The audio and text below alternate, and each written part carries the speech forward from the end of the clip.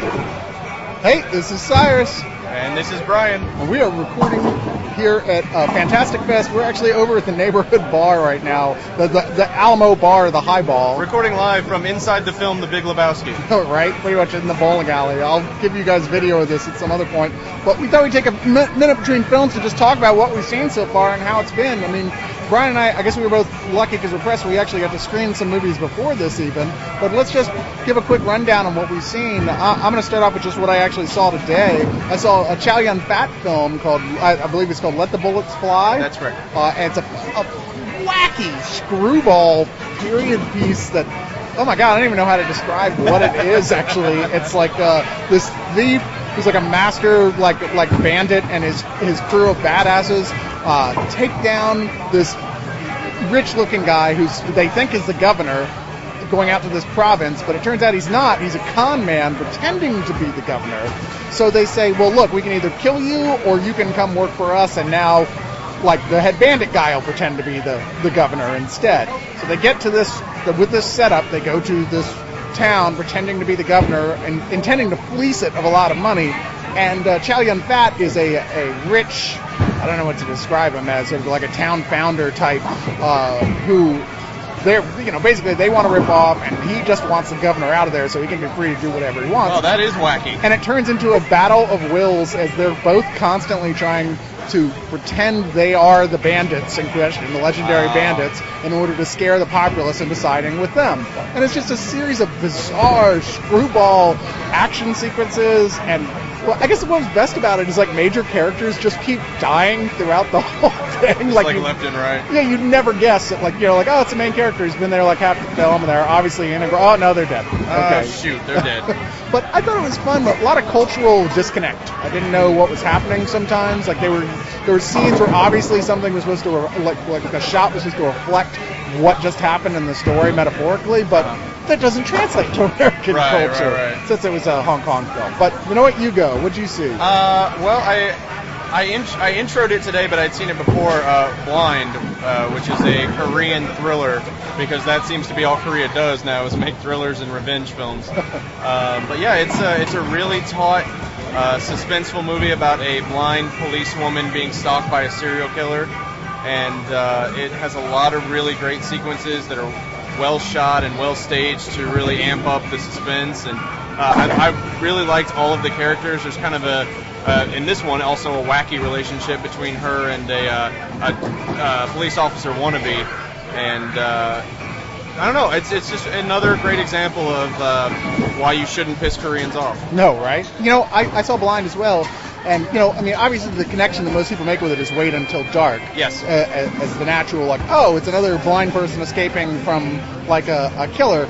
But this is a really different take on it. And one of the things I really liked about it was that the woman in question, like, she was in training to be a policewoman. Yeah. And she's kind of a badass. Yeah, she's a real badass. This guy keeps, like, being dumb enough to get within arm's reach of her, in which case she immediately kicks his ass. Yeah. And the reason he keeps inviting comparison to Wait Until Dark is because there is a moment in the film where they just wholesale lift an entire scene from Wait Until Dark. But you're right, other than that, I mean, the characters' relationships are different, and it's the biggest difference is, yes, that she's not a frail weakling. She is a card-carrying badass. Yeah, no.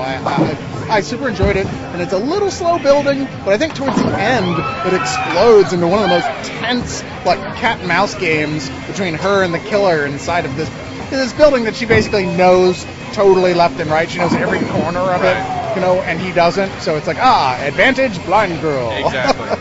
But yeah, that was one of the better films I've seen so far.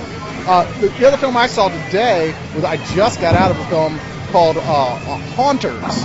Now, it's a Korean film, and I seriously suspected, just on the title, like, Korean film Haunters is some sort of ghost horror or something. Right. I have no idea why it was called Haunters. That title makes no sense at all because it has nothing to do with it. At one point, one of the characters who appears to have some kind of power, that's one of the mysteries of the film, somebody goes, "Are you a ghost?" Which is a completely bizarre thing to say, but there you go. Right. The idea being that there's this kid who's born with the power to be able to control anybody with that he can see. Anybody in line of sight, he can make them do whatever he wants, and they won't even remember it at all. Now this kid grows up totally fucked up. He's like lived by himself. He just robs places, freezes them, takes the money, and leaves, and nobody ever knows the difference.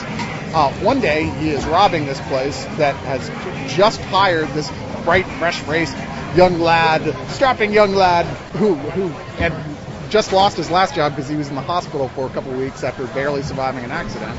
And this superpowered evil guy is in there robbing the place, and then all of a sudden, this other dude can move. And he's like, wait, what the hell? You can move? And he's like, what's the deal with you? It turns into a battle because this guy, like the good guy, can resist his power completely. And the other guy can, send legions of people after him like an army anywhere he goes. This movie, you're watching the bad guy, basically killing everybody this other guy knows as he's determined to stop him because, the cops aren't any good. Right. He just makes them use their own guns against themselves.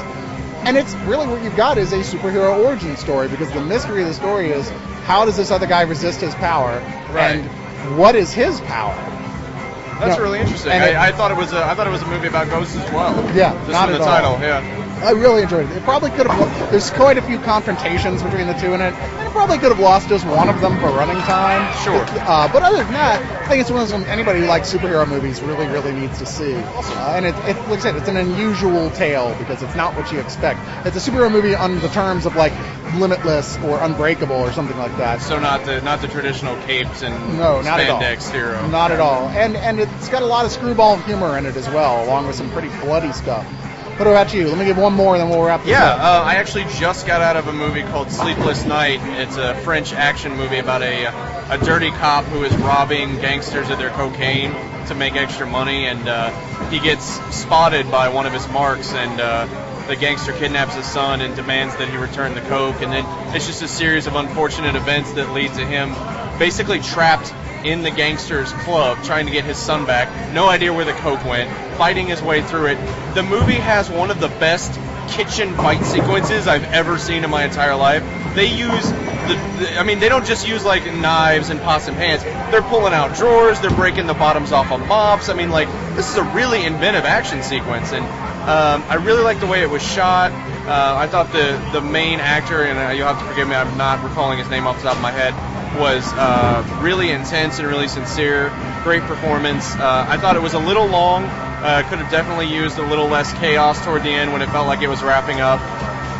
But actually, as we were coming out of the theater, we found out that Warner Brothers already grabbed the rights for it for a remake. So while we were sitting in the theater, it was booked for a remake. It looked like somebody had just come out, like the credits are rolling, and he called his boss on his cell phone and said, yeah, go ahead and buy it. Yeah, and it's funny because apparently it was based on the reaction it got at TIFF, but it's like, I'm pretty sure there were Warner Brothers execs in the theater tonight. So